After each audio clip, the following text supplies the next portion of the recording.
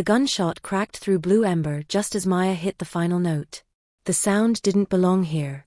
Not in a room full of brass and velvet and history. Not in her father's club. The crowd froze. Maya's fingers hovered over the piano keys, the echo of the note still vibrating under her skin. For 1 suspended second, no one moved. Then glass shattered somewhere near the bar. A woman screamed. Chairs scraped hard against the floor. Maya stood. "Everyone stay calm," she said into the microphone, voice steadier than she felt. "Please." Another shot. Closer this time. The lights flickered. Her heart slammed once, hard, against her ribs. She stepped away from the piano, heels clicking too loud in the sudden quiet. She didn't see the shooter yet, but she felt him. The wrongness of him. The way the air had turned sharp. A man laughed near the entrance. Low. Unbothered. "That's her," someone said. "That's the owner."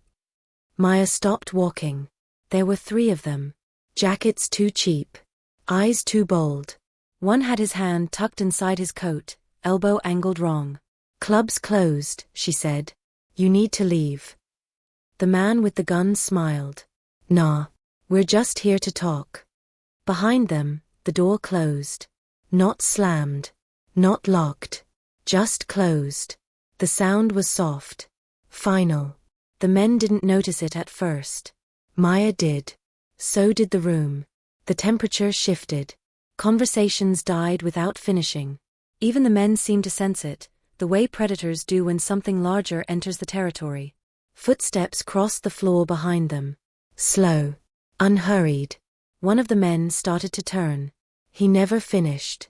The impact was sudden and precise, a hand clamping down on his shoulder, pressure applied in exactly the wrong place. Bone gave with a dull, efficient sound. The man dropped without a scream. The others spun, shouting, scrambling for their weapons. Too late. The second went down hard, his head striking the bar with a crack that made Maya flinch. The third raised the gun. A hand closed around his wrist. The gun clattered to the floor. The man looked up. And went very still. The stranger holding him didn't speak. He didn't have to. He was tall. Broad-shouldered. Dressed in black that looked deliberate, expensive, armored. Tattoos disappeared beneath his cuffs, dark ink against pale skin. His face was calm to the point of emptiness, eyes dark and unreadable as they assessed distance, threat, outcome. He tightened his grip once. The man whimpered. "You came into my house," the stranger said quietly. His voice wasn't loud. It didn't shake. It carried. "You fired a weapon," he continued. "You frightened her." The man shook his head, words tumbling out. Apologies. Explanations. Promises. The stranger tilted his head, listening. Then, without changing expression, he struck. When it was over, the room was silent again. Breathing. Shaking. Blood on the floor. The man turned. His gaze found Maya immediately. Everything else seemed to fall away, the crowd, the damage, the danger still humming in the air. His eyes softened by a fraction. Just enough to be unmistakable. He crossed the distance between them and stopped close. Too close. Close enough that she could feel the heat of him, solid and grounding and terrifying. "Maya," he said. Her name landed like a memory she didn't remember having. "You shouldn't be here," she whispered. His jaw tightened. "This," he said calmly, "is exactly where I belong." Kong Si-woo had arrived in Philadelphia at 6:12 p.m. No entourage. No ceremony. Just a black car waiting at the curb, engine already running, driver already looking straight ahead. Si-woo stepped into the cold without hesitation, coat settling over his shoulders like it had been cut for this city specifically. The skyline rose ahead of him, steel, glass, history layered over violence. An old place pretending to be civilized. He approved. The car pulled into traffic. The city slid past the tinted windows, row houses, corner stores, churches pressed shoulder to shoulder with bars that never quite closed. Territory, waiting to be reorganized. "Blue ember," the driver said quietly. "It's still standing." Si-woo nodded once. It would be. He hadn't been back since he was 18. Since the Kong elders had decided his talent required refinement. Seoul had taught him discipline. Precision. How to remove emotion without losing intent. How to turn silence into leverage. Philadelphia had taught him something else. Patience. The car turned onto a narrower street and slowed. Music leaked through brick and iron, warm and defiant. A line curled around the corner, people laughing, arguing, leaning into the cold because something inside was worth waiting for. Si-woo watched through the glass. Maya Greene stood on the small stage just inside the window, haloed by amber light. Her dress clung to her curves, velvet dark as spilled wine. Her hands moved over the piano keys with effortless confidence, body swaying slightly as she sang. She looked whole. Alive. Something in his chest tightened. He ignored it. 10 years ago, she'd been a girl with scraped knees and bright eyes who pretended not to notice him watching from the curb. A girl who had been promised to him before either of them understood what that meant. The promise had not expired. The car stopped. "I'll go in alone," Si-woo said. The driver hesitated. "Sir." "Alone." The door opened. Cold air rushed in. Si-woo stepped out and adjusted his cufflinks, gaze never leaving the club. Inside, Maya hit a high note and smiled at the crowd. Applause erupted. Si-woo waited. He did not rush fate. He had never needed to. When he entered Blue Ember, the room didn't react all at once. It never did. First, the closest tables went quiet. Then the bar stilled. Then the instinctive awareness spread, the sense of something heavy crossing the threshold. Si-woo stood near the back, unlit, and watched. Maya locked the upstairs office door behind her. The click sounded louder than it should have. The space smelled faintly of old paper, bourbon, and lemon oil, her father's desk, her rules, her refuge. She crossed the room on steady legs she didn't quite trust and set her keys down carefully, as if precision might keep her hands from shaking. She felt him before she heard him. The air shifted. Pressure, subtle but unmistakable. Si-woo stood near the window, jacket removed, sleeves rolled to his forearms. Tattoos surfaced there, dark, deliberate lines that looked earned rather than decorative. He hadn't sat. Hadn't leaned. He occupied the room the way something immovable does. "You handled that well," he said. "Not praise. Observation." "You shouldn't have done that," she replied. "No. This is my business."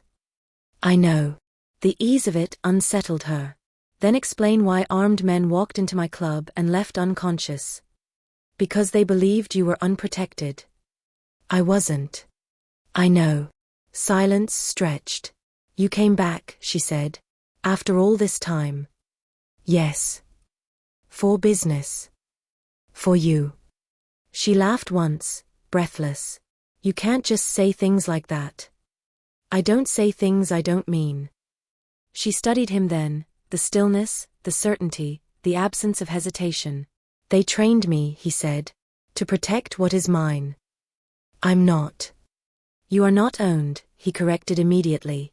"You never were." She searched his face. Found truth. "And if I refuse?" "Then I will still protect you," he said. "From a distance you choose." Her pulse kicked. "And Blue Ember?" "Untouchable," he replied. "By anyone but you."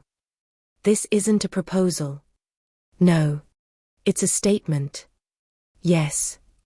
He moved toward the door, paused. "I'm here," he said. "I'm staying." "And the world you've been standing alone in just got smaller." After he left, Maya stood alone in the office, heart racing. For the first time since her father died, she didn't feel exposed. She felt claimed, not by force, but by inevitability. By Monday, Blue Ember no longer felt the same. Nothing obvious had changed. That was the problem. Maya noticed it in the pauses first, the way the barback hesitated before answering questions, the way suppliers suddenly confirmed deliveries without arguing price. The way unfamiliar men occupied the corners of the room, dressed plainly, never drinking, eyes always up. They didn't touch anything. They didn't have to. She stood behind the bar mid-afternoon, inventory sheet open, pen unmoving in her hand. One of the men caught her eye and inclined his head, respectful, restrained. Acknowledging her. Claiming the space without saying so. Her jaw tightened. "Who are they?" she asked Tanya quietly. Tanya didn't look up from polishing glasses. New security. Upstairs sent them. Maya followed her gaze. The office door was closed. She hadn't invited anyone upstairs. She finished the count, ignored the unease crawling up her spine, and climbed the stairs 2 at a time. The office door opened under her hand without resistance. Unlocked. Siwoo stood at her father's desk. Not behind it. Beside it. The distinction mattered. He wasn't sitting. He never seemed to sit.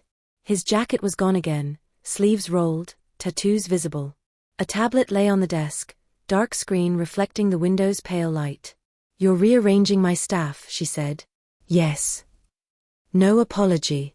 No deflection. "You didn't ask." "No." She stepped fully into the room, closed the door behind her with more force than necessary. "You don't get to do this." "I do." Her pulse kicked. "Because of a promise we made when we were children?" "No," he said evenly. "Because you are exposed." "I wasn't." "You were." The certainty in his voice was infuriating. "You think men with guns define my life?" she shot back. "I've kept this place alive for 10 years without you." "I know," he said. "That's why it matters." She stared at him, breath shallow. "Then stop." He considered her for a long moment. "I will not weaken the perimeter," he said. "But I will not touch your decisions." "You already have." "Logistics are not decisions," he replied calmly. "They are vulnerabilities." She took another step closer, invading his space deliberately. "You don't get to turn my life into a battlefield." His gaze dropped briefly, to the space between them, the challenge, then lifted again. "I won't," he said. "Unless someone else chooses to." Silence. Her chest rose and fell too fast. She hated that he didn't flinch. That he didn't retreat. That standing this close to him felt like standing in front of something vast and contained. "Why now?" she asked quietly. "Why come back now?" His jaw tightened. "Just once." "Because I saw the numbers," he said. "And the interest. And the way men look at what you own. And me." His eyes met hers fully. "You were always the reason," he said. The honesty landed harder than any threat. She swallowed. "I didn't ask for this." "No," he agreed. "But you were promised it." "I didn't promise myself." "You don't have to," he said. "You only have to decide whether you'll stand beside me. Or keep pretending you're alone." Her breath caught. She turned away first. Downstairs, music started again, a piano warming up, familiar, safe. She pressed her palms to the desk and closed her eyes. Maya felt him behind her before he moved. Not footsteps. Not sound. Awareness. She straightened, turning slowly. He was closer than before, not crowding her, but inside the perimeter she'd unconsciously drawn around herself. Close enough that the air between them felt altered. "You're shaking," he said. "I'm angry," she replied. "Yes." The agreement unsettled her more than denial would have. She reached for the tablet on the desk, needing something solid in her hands. He watched her do it, gaze tracking the movement, calm and intent. "These men," she said, tapping the screen once. "They report to you." "They report around you," he corrected. "You don't need to see them." "I don't like not knowing who's in my space." He stepped closer. Not fast. Not aggressive. Measured. "You know everyone who matters," he said. "You always have." Her pulse jumped. "You're assuming a lot." "No," he said quietly. "I'm remembering." She looked up at him then, really looked. The scar near his jaw she hadn't noticed before. The faint crease between his brows that suggested concentration, not anger. This man had been shaped by intention. "So what happens now?" she asked. "You stand behind me forever?" His mouth curved slightly. Not a smile. Something colder. "Only when it's necessary." "And when is that?" His gaze dropped to her shoulder. The thin strap of her dress. The place where skin met fabric. "When someone forgets their place." Her breath stuttered, just once. Without asking, he lifted his hand. Slowly. Deliberately. He didn't touch her right away. He let her see it coming. When his fingers finally settled at her shoulder, the contact was light. Barely there. Warmth seeping through skin and muscle and straight into something deeper. Not claiming. Anchoring. Her instinct was to pull away. She didn't. "This doesn't mean I belong to you," she said, voice unsteady despite herself. His thumb pressed once. A quiet answer. "No," he said. "It means you don't stand unguarded." She swallowed. "You don't touch me like this and pretend it's nothing." "I don't pretend," he replied. The truth of it sent a shiver through her. Downstairs, a laugh rang out. Glass clinked. Life continued, oblivious. His hand slid away. The absence was louder than the touch. "You should go," she said. "Yes," he agreed. He stepped back, restoring space, restoring control, but something had already shifted. Before leaving, he paused at the door. "Maya." She met his gaze. "Tell me if you ever want me to stop," he said. "And I will." She believed him. That frightened her more than anything else. After he left, she stood alone in the office, skin still humming where he'd touched her, mind replaying the moment with unwanted clarity. This wasn't seduction. It was worse.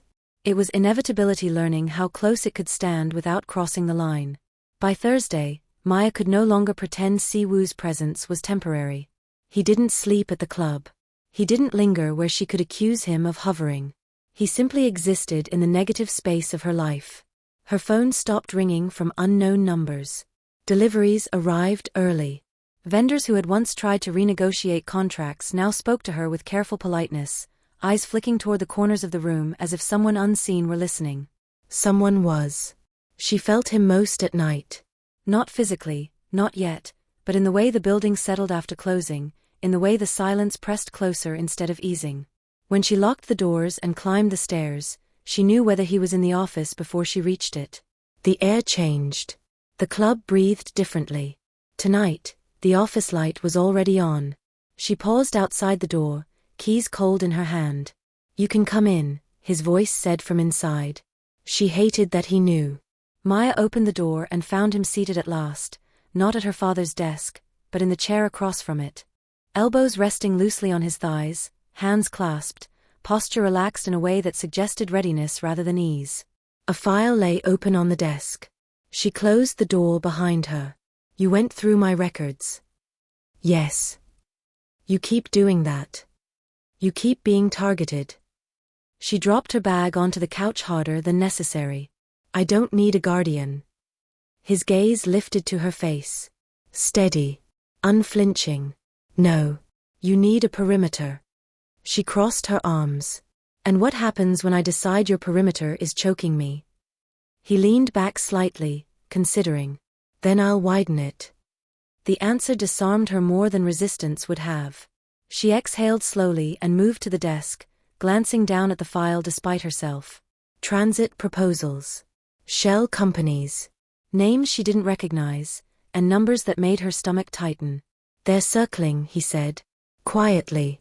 "The city council. Private equity. Men who smile while they carve." "I've been saying that for years," she replied. "No one listened." "I listened." She looked up. He hadn't raised his voice. Hadn't softened it either. The statement sat between them like fact, not comfort. "And now?" she asked. "Now they'll hesitate." She scoffed. "Because of you?" "Yes." There it was again. That maddening certainty. "You don't get to decide what happens to my father's legacy," she said. "No," he agreed. "You do." He rose then, slow and deliberate, and stepped closer, stopping short of touching her. Close enough that she could smell him, clean, faintly metallic, something darker beneath. "But I decide what happens to the men who try to take it from you." Her throat tightened. She didn't step back. "You talk about violence like it's bookkeeping," she said. "For me, it is." She searched his face for regret. Found none. What she did find was control layered so deep it felt structural. "And if I ask you to stop?" she asked. He held her gaze. "I will stop where you tell me to." The answer should have reassured her. Instead, it made her pulse race. Because it wasn't a limit he was afraid of crossing, It was a boundary he was offering her the power to draw. She turned away, needing distance, and poured herself a glass of water from the small sink. Her hands shook just enough that she noticed. He noticed too. Before she could react, he reached out, not to take the glass, not to restrain her, but to steady her wrist. His fingers closed gently, firmly, heat radiating through her skin. The contact was brief. Intentional. Her breath caught. "Drink," he said softly. She did. When he released her, the space between them felt charged, unfinished. She set the glass down and faced him again, heart hammering. "This doesn't mean I agree to anything," she said. "No," he replied. "It means you're not pretending I'm not here." A sound interrupted them, muffled, distant. Voices outside. The scrape of metal in the alley below. Siwoo's head turned slightly, attention snapping outward. "What is it?" she asked. "Nothing," he said. But his body had already shifted. Weight balanced. Focus sharpened. He moved to the window and looked down, eyes scanning with quick, efficient precision. After a moment, he straightened. "Stay here," he said. "That wasn't a request," she snapped. He turned back to her. "No." He crossed the room in 2 strides and stopped in front of her. For the first time since he'd returned, his hand came to her waist, not possessive, not exploratory. Protective. Bracing. "If anyone comes through that door," he said quietly, "stand behind me." Her chest tightened. "And if I don't want to hide?" she asked. His thumb pressed once at her side, grounding her. "Then don't." He stepped away. By the time she reached the window, the alley was empty again. Whatever had been there was gone. But the sense of being watched lingered. When she turned back, Siwoo was already reaching for his jacket. "I won't be far tonight," he said. She nodded, surprised to find she believed him. After he left, Maya locked the office and leaned back against the door, heart racing, skin still aware of where he'd touched her. This wasn't a slow burn anymore. It was pressure. And she had the unsettling sense that the city, the club, the men circling her life, were all testing how much of it she could take before something broke. The alley incident didn't make the papers. That was how Maya knew it mattered. By morning, the graffiti she'd noticed earlier in the week was gone, scrubbed down to bare brick. Her supplier called to apologize for a delay that hadn't happened yet. A city inspector who'd been circling Blue Ember for months suddenly found no actionable issues, and wished her a pleasant day. Nothing loud. Nothing traceable. Just absence. Siwoo didn't come by that afternoon. Or the next. He didn't announce where he went, didn't text, didn't leave instructions. The men remained, unobtrusive as furniture, their presence so normalized that patrons stopped noticing them entirely. Maya noticed. She always noticed. That night, after closing, she stayed downstairs longer than usual, wiping down the bar herself, letting the hum of the refrigeration and the faint echo of music settle her nerves. The piano sat dark and silent on stage, its lid closed like a held breath. "You're playing too much defense," Tonya said gently, stacking glasses. Maya glanced up. "What makes you say that?" Tonya shrugged. "You haven't looked at the books in 2 days. And you flinch every time the door opens." Maya forced a smile. "Occupational hazard." Tonya studied her for a beat longer, then nodded and headed for the back. Maya finished closing alone. She was halfway up the stairs when she felt it, that subtle pressure, that shift in the air that had become disturbingly familiar. He was back. The office door was open. Siwoo stood inside, jacket draped over the chair this time, sleeves rolled, hands bare. The file on her desk was gone. In its place lay a folded city map, corners worn soft. "You're late," she said. "Yes." She dropped her bag on the couch and locked the door behind her, the sound grounding. "You didn't say you were coming." "I didn't need to." She exhaled through her nose. "You enjoy this?" "No," he said. "I endure it." That made her pause. He unfolded the map and slid it toward her. Red ink marked intersections, buildings, routes she recognized instinctively, delivery lanes, back alleys, access points she'd memorized over years of running the club. "They're testing you," he said. "Still." Her stomach tightened. "The same ones." "Yes." And they're learning you're not alone." She leaned over the desk, studying the markings. Then why does it feel like they're getting closer? His gaze lifted to her face. Because they are. She straightened. You said you'd widen the perimeter. I did, he replied. But pressure comes before retreat. That's not comforting. It's honest.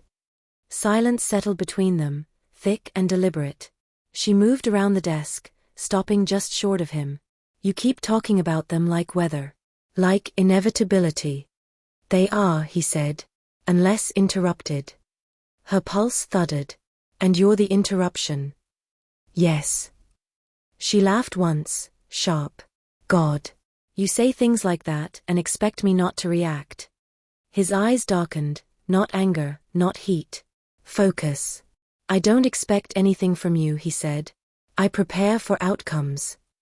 And what outcome are you preparing for now? He stepped closer. Not touching. Never rushing. The one where they make a mistake, he said quietly. The words sent a chill through her. She looked away first, crossing to the window. The city sprawled below them, alive and indifferent. Sirens in the distance. Laughter. Normalcy layered over threat. I don't want blood in my club, she said. You won't have it, he replied. You don't get to promise that. I do, he said, unwavering. Because I won't let it happen. She turned back to him, frustration flaring. And if that means killing someone? His jaw tightened, just slightly. Then it won't happen here, he said. The distinction landed hard. She closed the distance between them before she could talk herself out of it. You keep choosing words like that, she said. As if geography changes morality. It changes consequences, he answered. She stopped inches from him, close enough to feel the heat of his body again, close enough that stepping back would feel like retreat. And what about me? She asked softly. Where do I fit in your calculations? For the first time, he didn't answer immediately. The pause was brief, but it was there. You are not a variable, he said finally. You are the constant. Her breath caught. Before she could respond, a phone vibrated on the desk. Once. Then again. Siwoo glanced at the screen. Something in his expression shifted, not alarm, but readiness snapping into sharper focus. They moved, he said. Her spine went cold. Where? Too close, he replied. He looked at her then, really looked, as if memorizing something. Stay here, he said. No, she said immediately. His gaze hardened. Maya.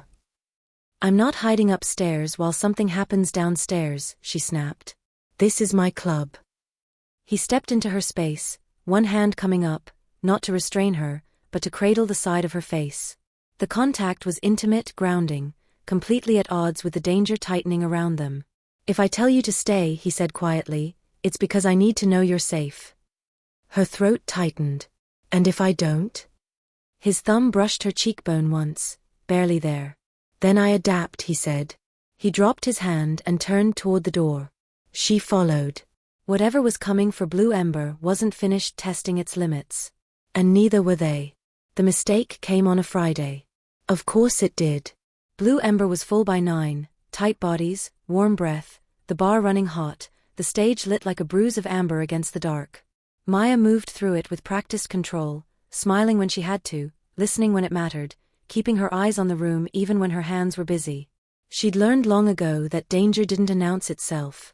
It blended in. Tonight it wore cologne and borrowed confidence.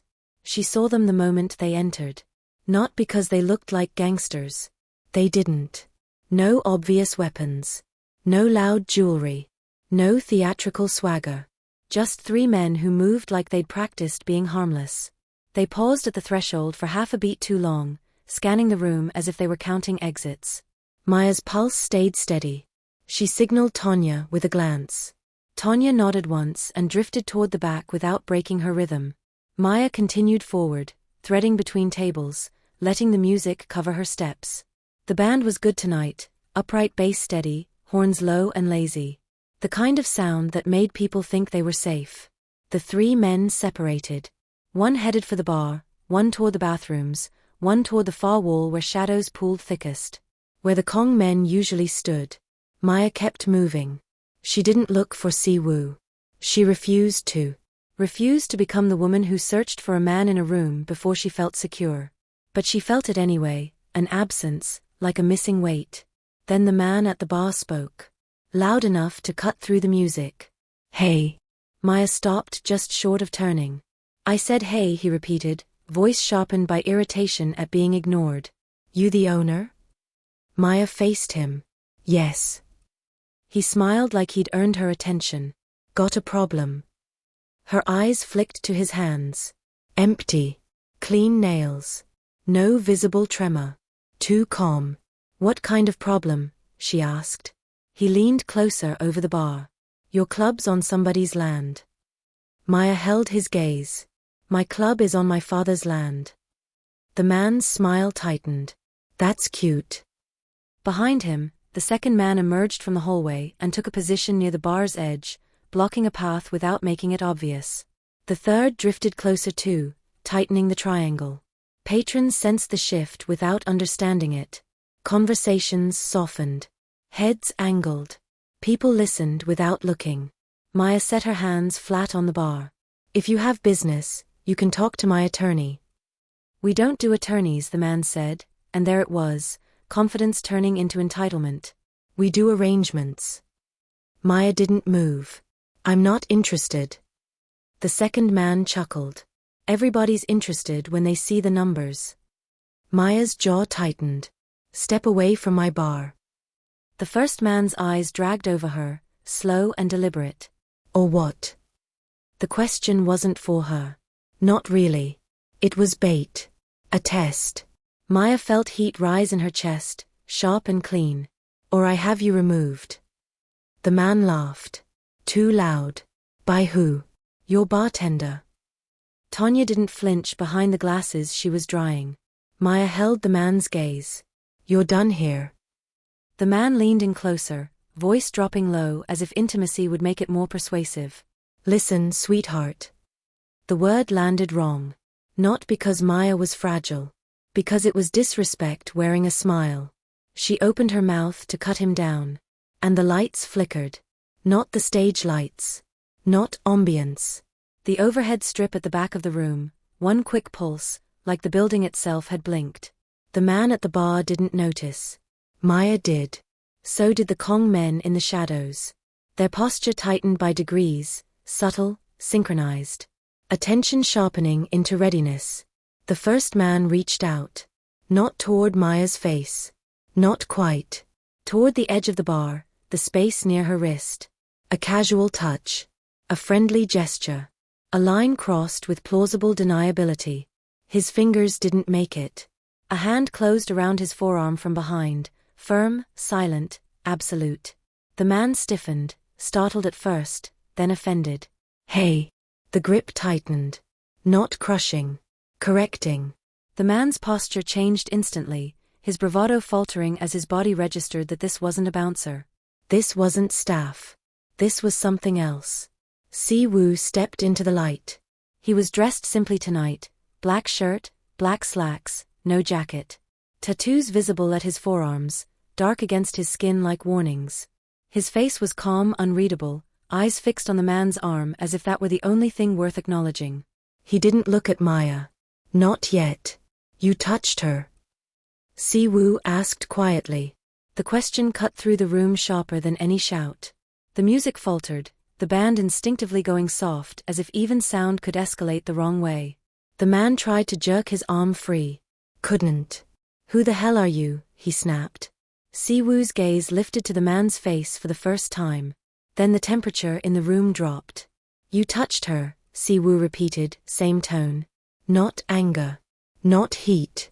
Confirmation. The man swallowed, trying to laugh it off. "Man, I was just..." Siwoo moved. It wasn't fast in a flashy way. It was efficient. His hand shifted on the man's forearm, applying pressure in a precise place.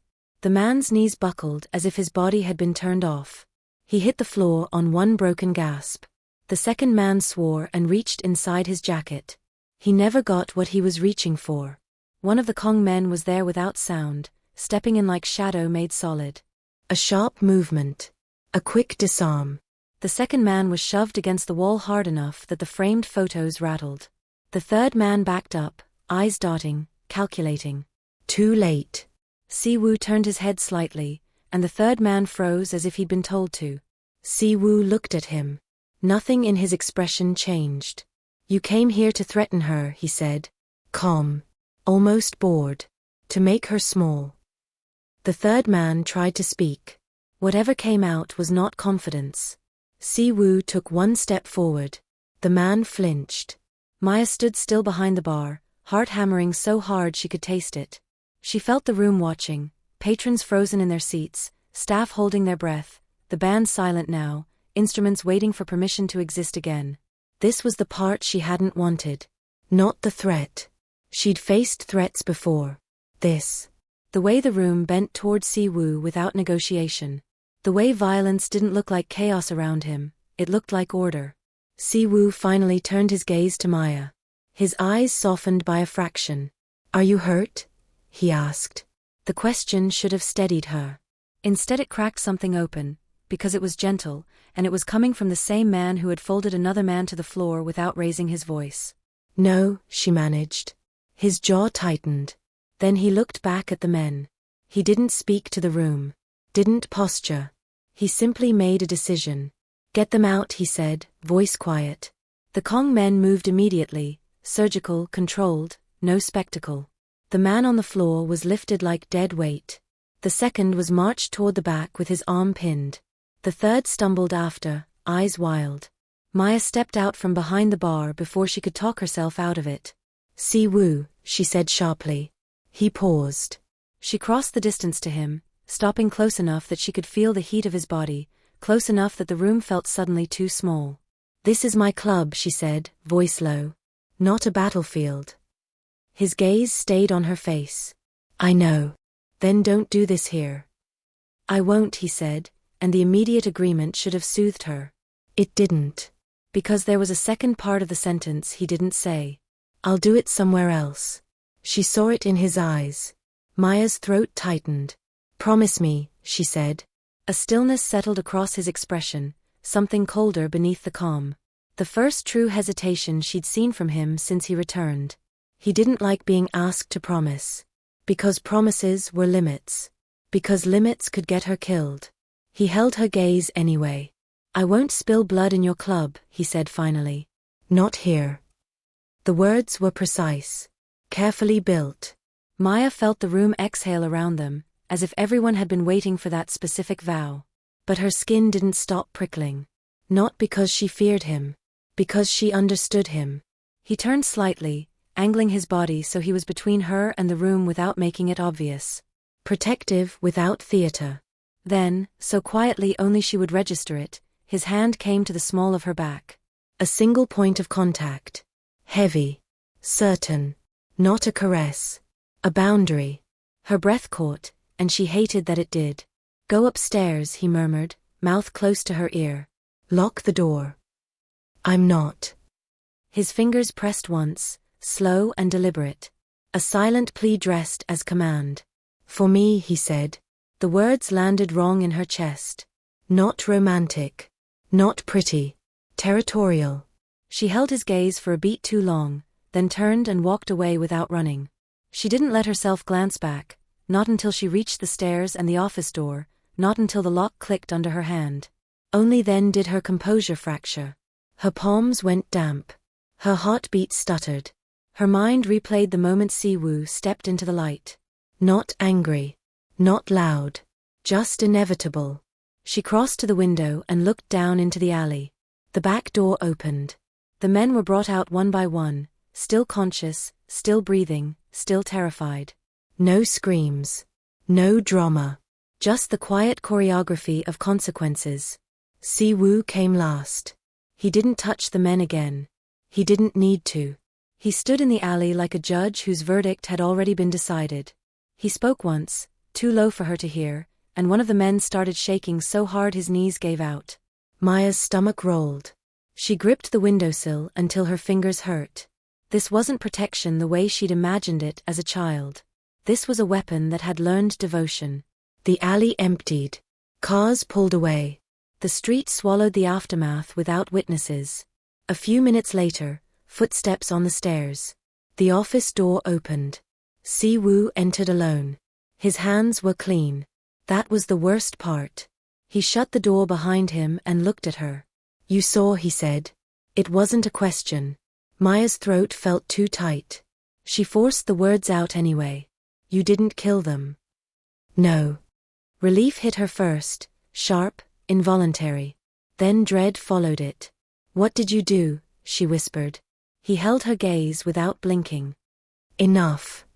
She shook her head once, breath unsteady. "I don't want to be the reason." "You aren't," he said immediately. The interruption was sharp, protective, almost fierce. "You are not the reason," he repeated, voice lower now. "They chose this." Maya swallowed hard. "And if they come back?" "They won't," he said. The certainty of it made her stomach turn. She looked away, pressing her fingertips to her lips, trying to slow her breathing. You're not like the men here." "No."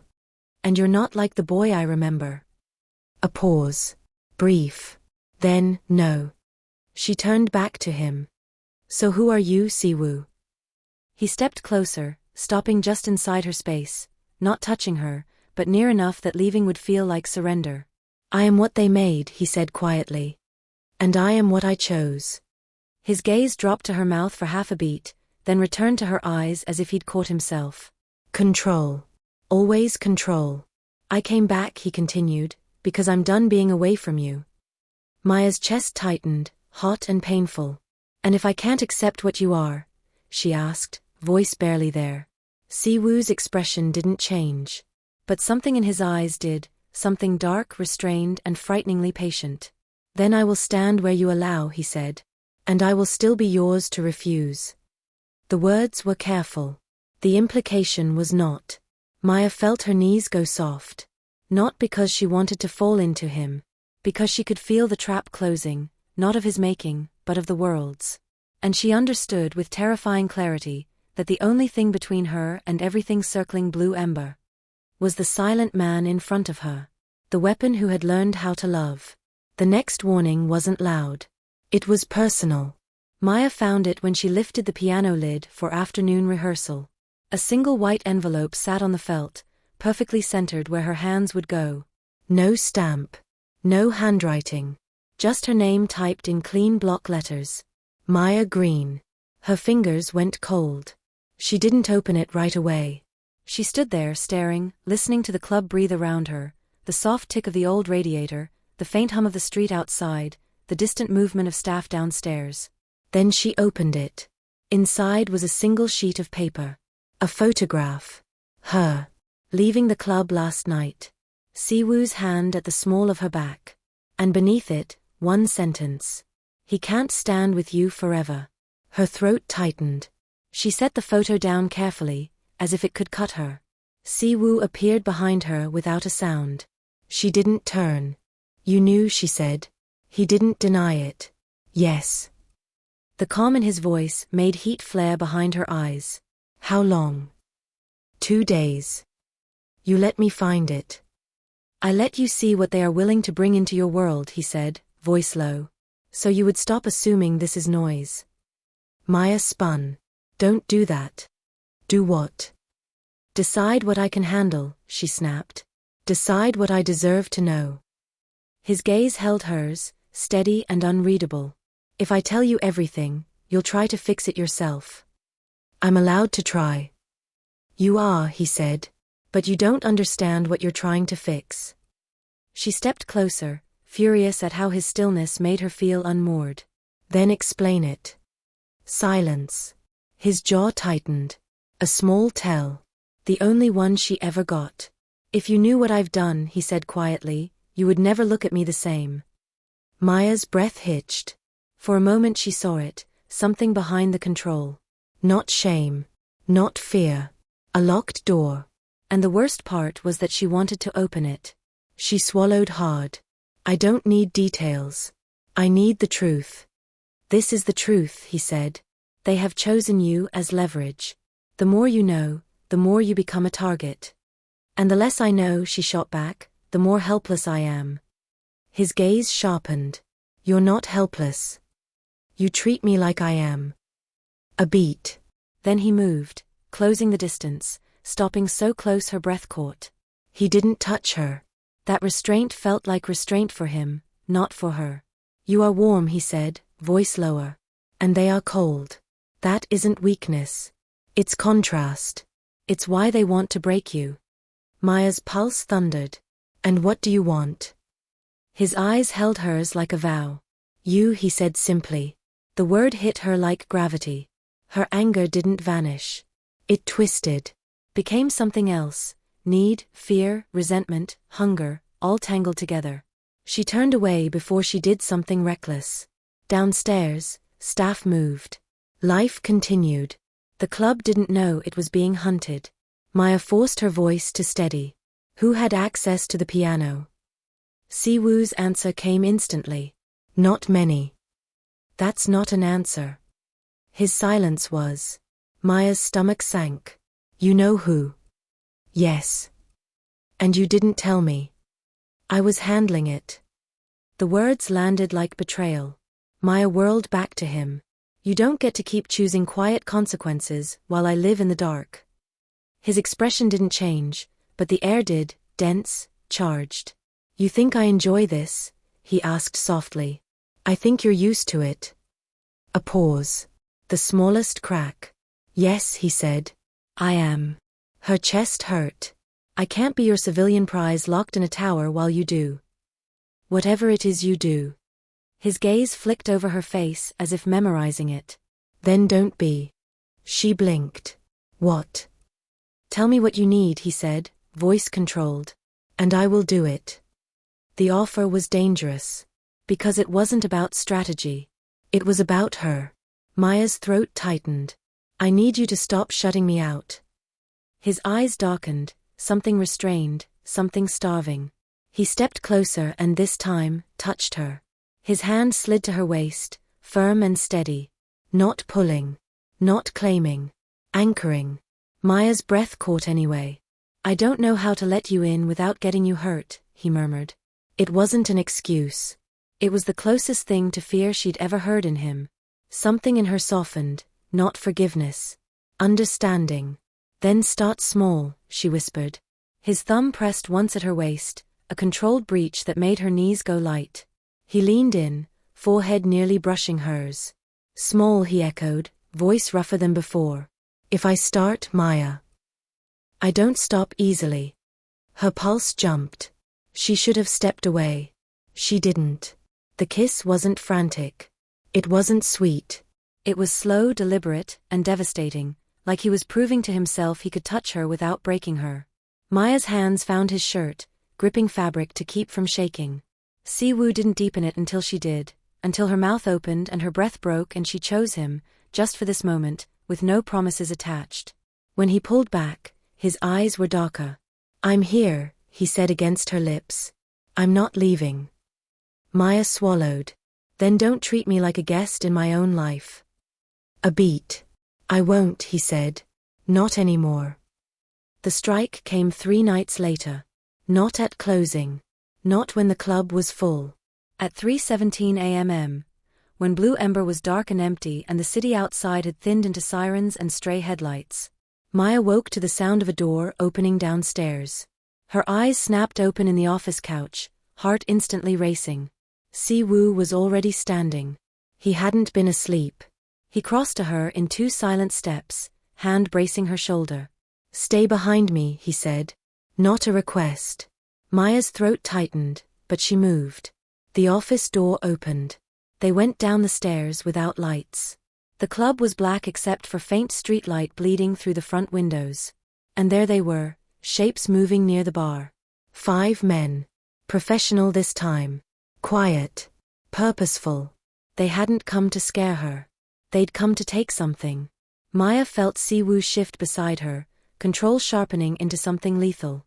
His hand lifted slightly, signaling the men in the shadows. Kong men appeared like the building had grown them, silent, disciplined, everywhere at once. The intruders realized too late. One turned, weapon half raised. And froze. Because Siwoo stepped into view. He didn't shout. He didn't posture. He simply looked at them, and the room felt suddenly smaller than its walls. On your knees, he said quietly. The men hesitated. Then a Kong man moved, fast, precise, disarming one, forcing him down. Another followed. In seconds, the intruders were kneeling in a straight line on the hardwood floor, hands restrained, breathing hard. Maya stood at the edge of the darkness, skin ice-cold, watching. Siwoo was in front of them, calm as stone. This was not a fight. This was a verdict. One of the men spat onto the floor. You think you can? Siwoo's gaze turned to him. The man stopped speaking as if his throat had closed. Maya stepped forward before she could stop herself. Siwoo. He didn't look back immediately. That terrified her more than any violence. Please, she said, voice shaking. Don't kill them. A stillness fell. For the first time since she'd known him, Siwoo hesitated. Not because he couldn't do it. Because she had asked him not to. He turned his head slightly, just enough to meet her eyes. Say it again, he murmured. So I'm sure. Maya swallowed hard. Promise me. His jaw tightened. Something dark flickered behind his eyes, conflict contained in a face that refused to show it. Then he nodded once. I promise, he said quietly. Relief hit her so hard it almost buckled her knees. She took one shaky breath. Let them go. Siwoo's gaze returned to the kneeling men. No, he said. Maya's stomach dropped. They leave alive, he corrected, voice flat. But they don't leave unchanged. She heard herself whisper, Siwoo. He didn't look at her again. Take them, he said to his men. Not here. Maya backed away, pulse screaming. She wanted to argue, to demand, to stop it. But she saw it, the line he was holding because of her, and the one he would never let anyone cross again. The Kong men dragged the intruders toward the back exit. One of them started pleading. Another started crying. Maya turned away before the sound could carve itself into her. She fled upstairs, heart hammering, and locked the office door like a prayer. Through the floor, she heard nothing clearly. That was worse. Because her mind filled the silence with possibilities.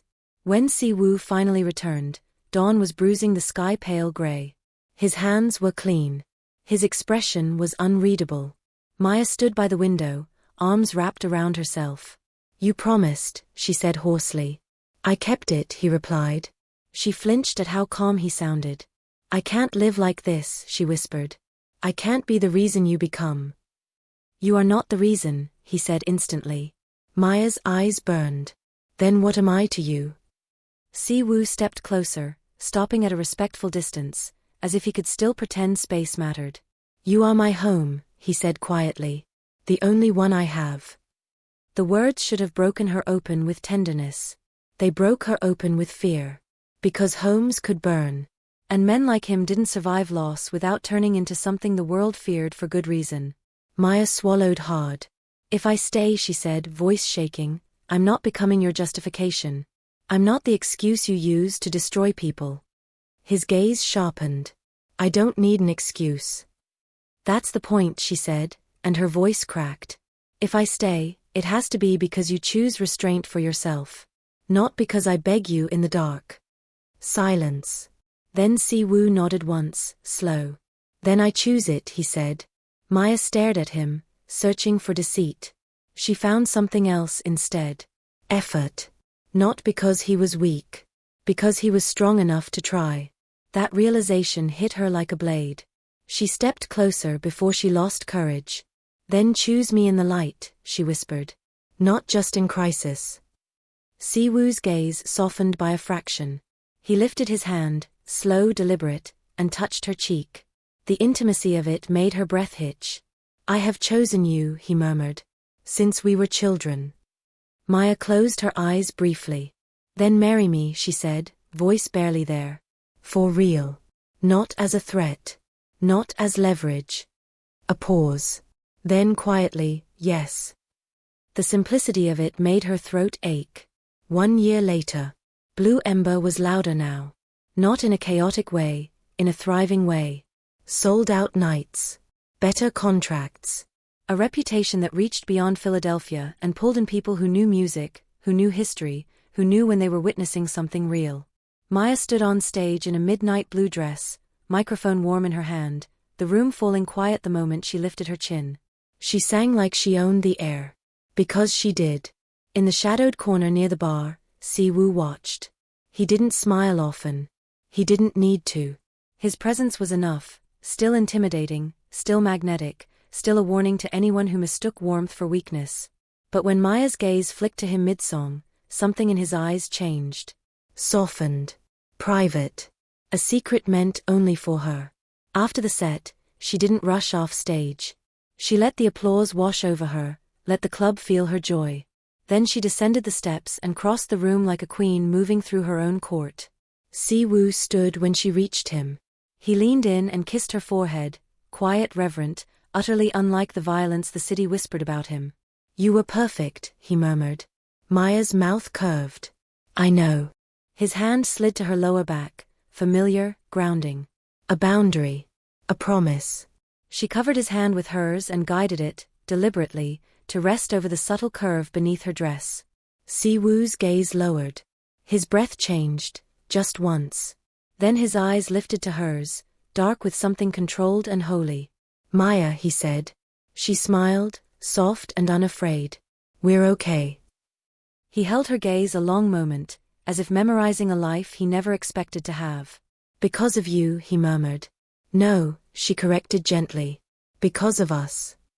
Siwoo nodded once, the smallest surrender. Outside, the city kept moving. Inside, Blue Ember pulsed with music and light and history. And in the corner of it all, the silent king stood with his wife in his arms, still dangerous, still feared. But anchored. Home.